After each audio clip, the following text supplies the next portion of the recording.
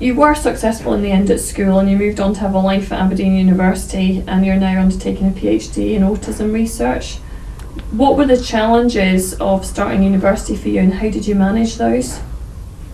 When I went to university, it was a big next step for me, because this was the first time really since ever that I was going to move into a situation where I was completely unsupported, and I think socially it was a huge step forward for me, because I moved into halls of residence and I had to make new friends by myself.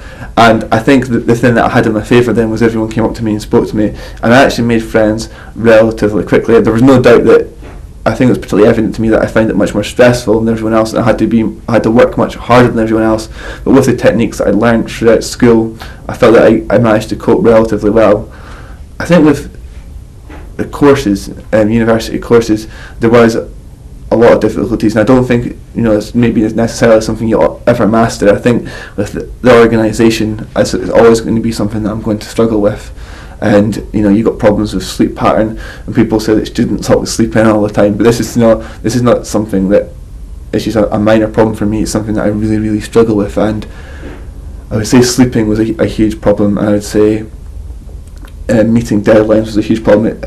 I think really now I've been at university for 6 years. I think only now am I finally really beginning to master how to plan things and how to plan a project, and it's a long process.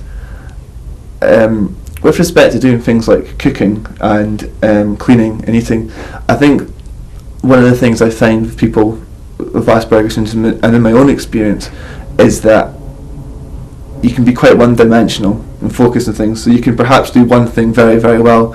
So I perhaps can focus on my PhD and do that very, very well, but it can be at cost to all sorts of chaos at home, such as keeping the house tidy, planning meals.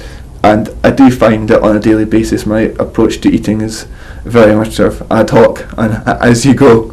I think one of the fortunate things I have is that my wife Jenny, that I have someone who's very, very organised, so it kind of compensates perhaps for some of the problems I have. So I have almost like an unwritten support there.